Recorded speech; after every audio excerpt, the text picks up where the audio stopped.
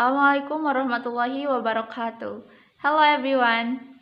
Perkenalkan, nama saya Lina Kusmiati dari Prodi Pendidikan Bahasa Inggris Universitas Singapura Bangsa Karawang. Kali ini saya akan menjelaskan manusia dalam keragaman budaya. Selamat menyaksikan.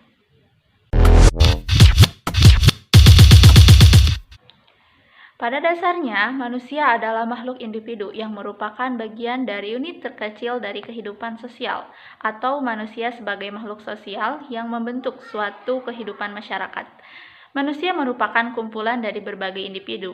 Secara normal, setiap manusia memiliki potensi dasar mental yang berkembang dan dapat dikembangkan, yang meliputi 1. Sense of interest atau minat. Kedua, sense of curiosity atau dorongan ingin tahu. Ketiga, sense of reality atau dorongan ingin membuktikan kenyataan. Keempat, sense of inquiry atau dorongan ingin menyelidiki. Dan terakhir, sense of discovery atau dorongan ingin menemukan sendiri. Manusia dan kebudayaan merupakan salah satu ikatan yang tak bisa dipisahkan. Dalam kehidupan ini, manusia sebagai makhluk Tuhan yang paling sempurna menciptakan kebudayaan mereka sendiri dan melestarikannya secara turun-temurun. Budaya tercipta dari kegiatan sehari-hari dan juga dari kejadian-kejadian yang sudah diatur oleh Yang Maha Kuasa. Budaya adalah suatu cara hidup yang berkembang dan dimiliki bersama oleh sebuah kelompok orang dan diwariskan dari generasi ke generasi. Sedangkan kebudayaan diartikan oleh Robert H. Law sebagai segala sesuatu yang diperoleh oleh individu dari masyarakat, mencakup kepercayaan, adat istiadat, norma-norma, kebiasaan makan, keahlian yang diperoleh bukan karena kreativitasnya sendiri, melainkan merupakan warisan masa lampau yang dapat melalui pendidikan formal atau informal. Koncaningrat menyusun 7 unsur kebudayaan yang bersifat universal berdasarkan pendapat para ahli antropologi. 7 unsur kebudayaan yang dimaksud adalah bahasa, sistem pengetahuan, organisasi sosial, sistem peralatan, sistem mata pencaharian, sistem religi, serta sistem kesenian. Setelah mengetahui apa itu hakikat manusia, selanjutnya kita pun harus memahami apa itu keragaman budaya. Keragaman budaya adalah salah satu keunikan yang terdapat di muka bumi ini, dengan beragam suku bangsa yang ada di seluruh dunia. Begitu pula dengan keragaman Indonesia. Kita sebagai warga negara Indonesia tak dapat memungkiri bahwa keberadaan negara Indonesia sendiri menghasilkan keragaman yang tak terkira, mulai dari keragaman ras, suku bangsa, hingga bahasa. Lalu, jenis-jenis keragaman di Indonesia meliputi yang pertama, upacara adat. Seperti yang telah kita ketahui, upacara adat adalah salah satu bentuk adat istiadat atau kebiasaan masyarakat tradisional yang diduga masih mempunyai nilai-nilai relevan bagi kehidupan masyarakat sekitarnya. Upacara adat dikenal sebagai salah satu warisan nenek moyang dari masing-masing daerah yang telah dijaga dan dilestarikan secara turun-temurun.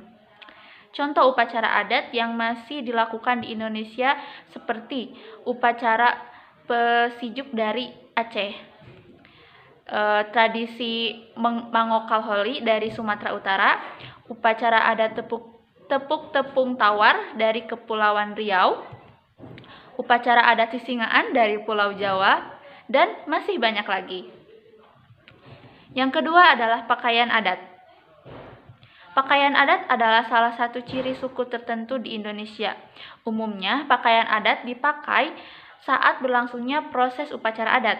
Misalnya, upacara adat pernikahan yang merupakan adat istiadat dari daerah tersebut. Yang ketiga ialah rumah adat tradisional. Rumah adat tradisional adalah sebuah bangunan atau konstruksi yang sengaja dibangun dan dibuat sama persis dari tiap-tiap generasinya tanpa adanya modifikasi. Yang keempat, alat musik tradisional. Alat musik tradisional Indonesia merupakan alat musik yang sudah turun-temurun dari generasi ke generasi dan berkembang di daerah-daerah tertentu. Contoh alat musik tradisional Indonesia seperti angklung, gamelan, sasando, kolintang, dan masih banyak lagi. Yang kelima ialah tarian adat tradisional.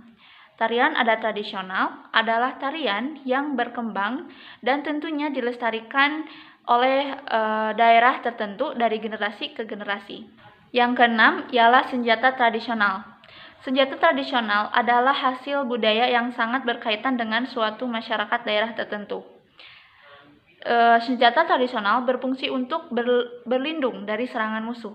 Setiap provinsi di Indonesia tentu memiliki senjata tradisional yang berbeda antara satu dan yang lainnya. Yang ketujuh ialah lagu daerah. Seperti yang telah kita ketahui, lagu daerah adalah semacam lantunan yang dinyanyikan oleh masyarakat suatu daerah. Bisa dikatakan lagu daerah menyerupai lagu kebangsaan yang artinya kedaerahan. Namun di sini sifatnya kedaerahan. Dan yang terakhir, jenis keragamannya yaitu makanan khas. Makanan khas adalah makanan yang berasal dari suatu daerah dan sering menjadi ciri khas daerah tersebut. Makanan khas di Indonesia seperti di Pulau Jawa misalnya, lontong balap, gudeg, mie kocok, kupat tahu, nasi uduk, karedok, dan masih banyak lagi. Yang terakhir mengenai manfaat keragaman sosial budaya bagi manusia. Apa saja manfaatnya? Yang pertama, menguatkan tali persaudaraan. Kedua, melatih sikap toleransi.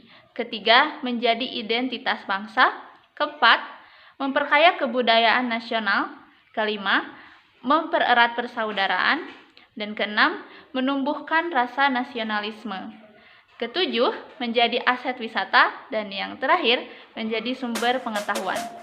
Berikut merupakan penjelasan dari saya. Semoga penjelasan itu bermanfaat bagi kita semua. Saya mohon maaf bila ada kesalahan informasi dan pelafalan kata. Saya Lina Kusmiati pamit undur diri. Wassalamualaikum warahmatullahi wabarakatuh. Bye-bye.